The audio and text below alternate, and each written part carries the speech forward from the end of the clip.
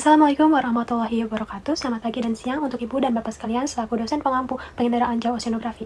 Nah, sebelum kita mulai, izinkan kami memperkenalkan diri terlebih dahulu.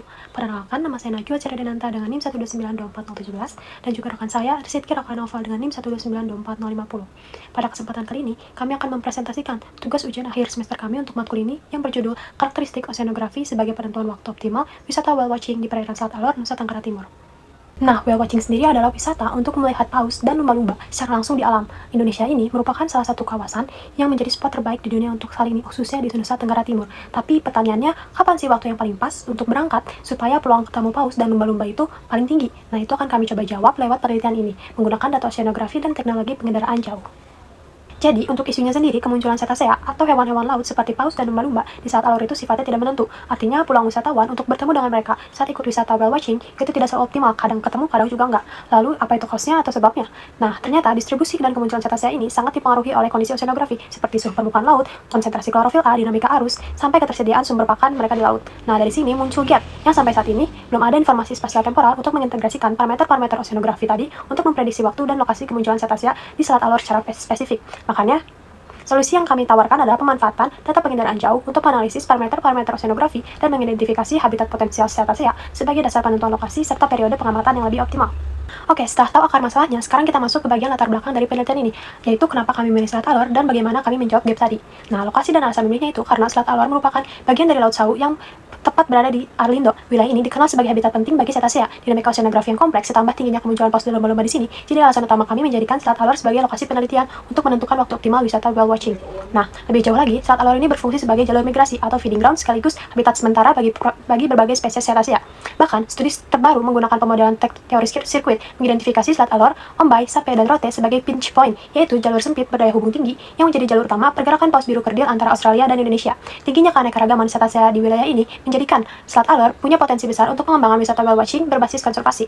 Kemunculan cetacea ini dipengaruhi berbagai parameter oceanografi, mulai dari batimetri, suhu permukaan laut, klorofil A, net primary productivity atau NPP, sampai dinamika Arlindo. Variasi musiman dari parameter-parameter ini berpengaruh langsung ke ketersediaan sumber makanan dan kesesuaian habitat cetacea. Untuk tujuan penelitian, kami ada 3 poin yang akan kami kejar. Yang pertama, menganalisis karakteristik spasial dan temporal parameter oceanografi seperti SPL, klorofil A, NPP, dan batimetri di Selat Alor dan Laut Sau tahun 2020 berbasis pengendaraan jauh. Lalu yang kedua, mengkaji keterkaitan dinamika oceanografi dengan mekanisme upwelling, musiman, serta peran Arlindo sebagai penggerak utama variabilitas tersebut. Lalu yang ketiga, menentukan periode optimal kemunculan cetacea sebagai dasar penjadwalan wisata whale watching yang berkelanjutan. Untuk metode penelitiannya, kami memanfaatkan data satelit dan data oceanografi tahun 2020 yang diolah menggunakan Google Earth Engine dan juga SIDAS. Analisis dilakukan terhadap parameter batimetri, SPL, klorofil A, NPP, Arlindo untuk mengidentifikasi hubungan antara kondisi oceanografi dengan kemunculan cetacea, sampai akhirnya menemukan waktu optimal wisata whale watching. Jalurnya itu kira-kira begini, data satelit dan oceanografi masuk ke Google Earth Engine, lalu diolah menjadi parameter batimetri, SPL, klorofil A, dan NPP, serta Arlindo, lalu dianalisis musimannya, diintegrasikan antar parameter, sampai akhirnya ketemu waktu optimal whale watchingnya. Nah, sebagai tambahan, data SPL kami ambil dari citra modis aqua level 3 yang diolah menggunakan software SIDAS, sementara klorofil A dan NPP diakses melalui Google Earth Engine, lalu divisualisasikan dengan MATLAB, dan batimetri sendiri bersumber dari Gapco, dan semua hasilnya divisualisasikan menggunakan ArcMap. Nah, sekarang kita masuk ke bagian hasil dan pembahasan. Kita mulai dari parameter paling mendasar, yaitu batimetri atau morfologi dasar laut. Batimetri Selat Alor menunjukkan kontras kedalaman yang cukup tajam. Ada continental shelf kurang dari 200 meter di sekitar Pulau Aror dan Pantar, yang langsung berbatasan dengan perairan laut dalam lebih dari 1000 meter. Bahkan, Selat Ombai yang berbatasan langsung di sisi tenggara punya kedalaman maksimum mencapai 3250 meter, yang menjadikannya salah satu selat paling dalam di sistem perairan Indonesia. Kondisi kontras ini menciptakan habitat yang mendukung berbagai jenis cetacea sesuai preferensi kedalaman masing-masing. Sebagai contoh, dan lumba-lumba hidung botol dan lumba-lumba spinner cenderung berasosiasi dengan perairan dangkal di bawah 500 meter, di mana ikan-ikan pelagis sering berlimpah. Nah, sementara paus sperma yang mampu menyelam lebih dari 1000 meter lebih sering dijumpai di zona laut dalam, dan paus biru kerdil cenderung berasosiasi dengan laut dalam, dengan rata-rata kemunculan sekitar 15-24 km dari slope. Pertemuan antara continental shelf dan slope dalam disebut sebagai shelf break. Ini membentuk apa yang kita sebut sebagai edge habitat, yang meningkatkan peluang perjumpaan berbagai spesies cetacea. Selain itu, bentuk selat yang menyempit ke arah timur memicu percepatan arus dan pencampuran massa air, sehingga meningkatkan produktivitas perairan. Kesimpulannya, zona shelf break ini jadi lokasi paling potensial untuk aktivitas whale watching karena menggabungkan 2 tipe habitat sekaligus dan punya peluang observasi cetacea yang lebih tinggi dibandingkan area laut dalam yang durasi penyelamannya lebih lama. Nah, sekarang kita lihat faktor yang mempengaruhi kapan cetacea aktif mencari makan, yaitu suhu permukaan laut. Suhu permukaan laut di Laut Sawu pada tahun 2020 menunjukkan pola musiman yang jelas, dengan rata-rata tahunan sekitar 29,7 derajat Celcius. Periode hangat terjadi pada Desember sampai April di kisaran 30-31 derajat Celcius, saat musim barat mendominasi. Sementara itu, periode dingin berlangsung di Juni sampai September dengan kisaran 27-28 derajat Celcius akibat musim tenggara yang memicu proses upwelling. Secara lebih spesifik, fase hangat ini mencapai puncak tertinggi pada bulan November di 31,07 derajat Celcius dan Maret di 30,99 derajat Celcius. Sebaliknya, fase dingin mencapai titik terendah pada Juli di 27,71 derajat Celcius dan Agustus di 27,91 derajat Celcius, dengan selisih lebih dari 3 derajat Celcius dibandingkan puncak musim barat. Secara spasial, penurunan SPL paling kuat terjadi di bagian tengah dan selatan Laut Sawu dan di sekitar Selat Alor. Upwelling yang dipengaruhi angin muson Arlindo ini membawa massa air dingin kaya nutrien ke permukaan sehingga meningkatkan produktivitas perairan. Kisaran SPL yang teramati masih berada dalam rentang toleransi thermal cetaceous tropis sekitar 25-33 derajat Celcius. Tapi yang menarik, keterkaitan SPL dengan kemunculan cetacea ini lebih dipengaruhi oleh ketersediaan mangsa dibandingkan suhu itu sendiri. Jadi secara fisiologis, cetacea tropis sebenarnya tidak memilih perairan dingin karena suhunya, tapi karena suhu dingin itu sendiri jadi proksi atau penanda keberadaan mangsa mereka. Jadi SPL yang rendah pada bulan Juli sampai September jadi indikator tingginya produktivitas perairan dan potensi keberadaan cetacea yang lebih besar. Nah, kalau SPL tadi jadi ngasih sinyal bagi kita kapan musim upwelling, sekarang kita buktikan langsung dampaknya ke rantai makanan lewat parameter klorofil A. Konsentrasi klorofil A di Laut Sawu menunjukkan pola musiman yang kuat sebagai respons terhadap proses upwelling. Pada musim barat, nilai klorofil A relatif rendah, sekitar 0,1 sampai 0,3 mg per meter kubik. Sebaliknya, pada musim timur, konsentrasinya meningkat dengan signifikan, di atas 0,5 mg per meter kubik, terutama di bagian selatan Laut Sawu dan sekitar Selat Alor yang jadi wilayah dengan produktivitas perairan tinggi. Di time series yang menunjukkan peningkatan mulai dari Maret sampai April mencapai puncak pada Mei sampai Agustus lalu menurun kembali menjelang akhir tahun. Rata-rata klorofil A di wilayah pesisir 0,422 mg per meter kubik, sedikit lebih tinggi dibandingkan lepas pantai yaitu 0,412 mg per meter kubik yang dipengaruhi oleh keberadaan self break pencampuran massa air dan upwelling lokal yang lebih intens. Untuk perbandingan, kisaran konsentrasi klorofil A yang kami amati ini sekitar 0,12 sampai 2,01 mg per meter kubik, yang ternyata selaras dengan penelitian terdahulu yang mencatat bahwa klorofil A Laut Sawu sebesar 0,5 sampai 0,83 mg per meter kubik saat cetacea hadir pada November 2018.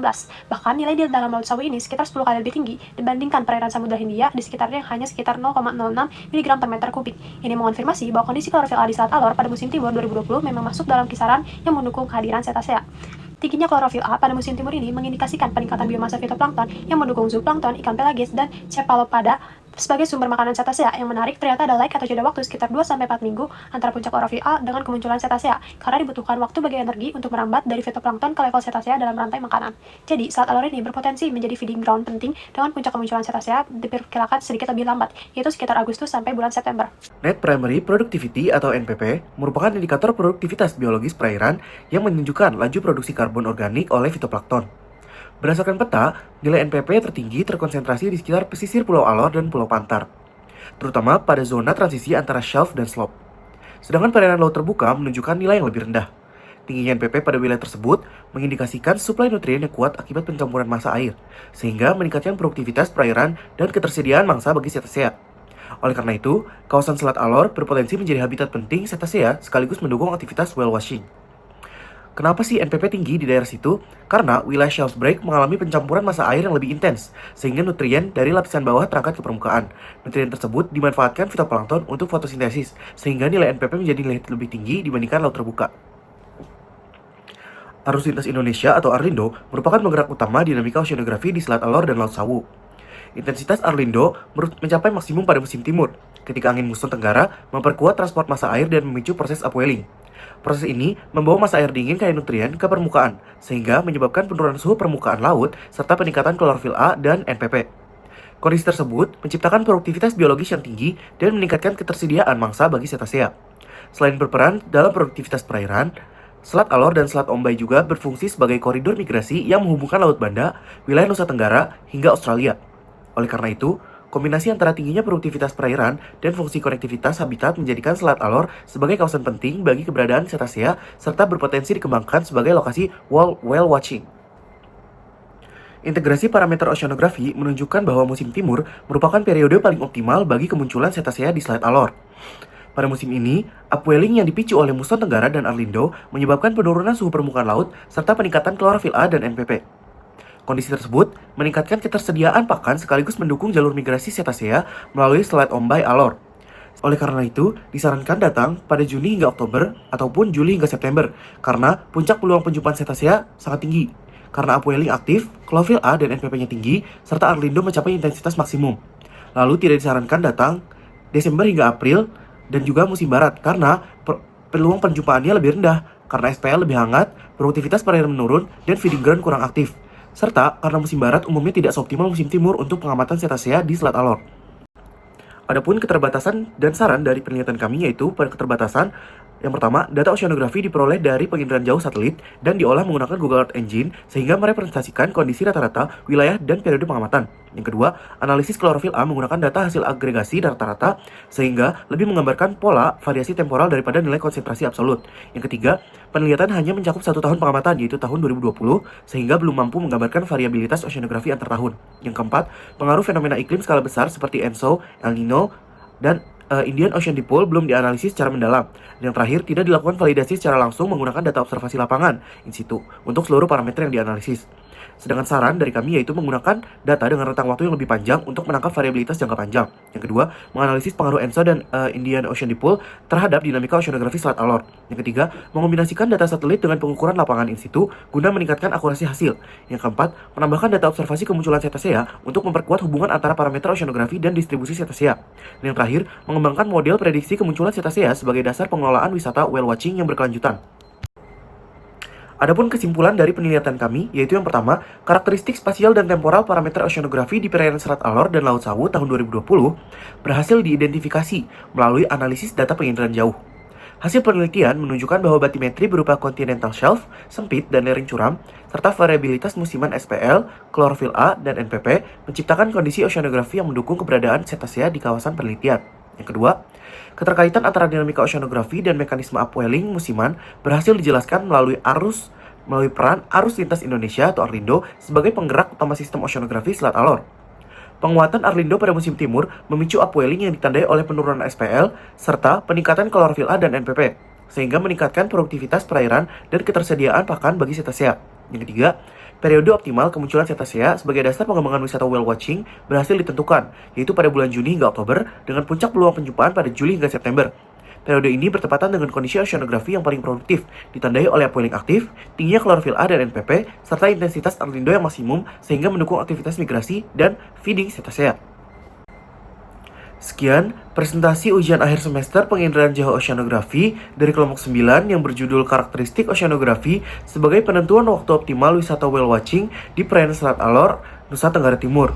Mohon maaf apabila ada kesalahan kata. Wassalamualaikum warahmatullahi wabarakatuh.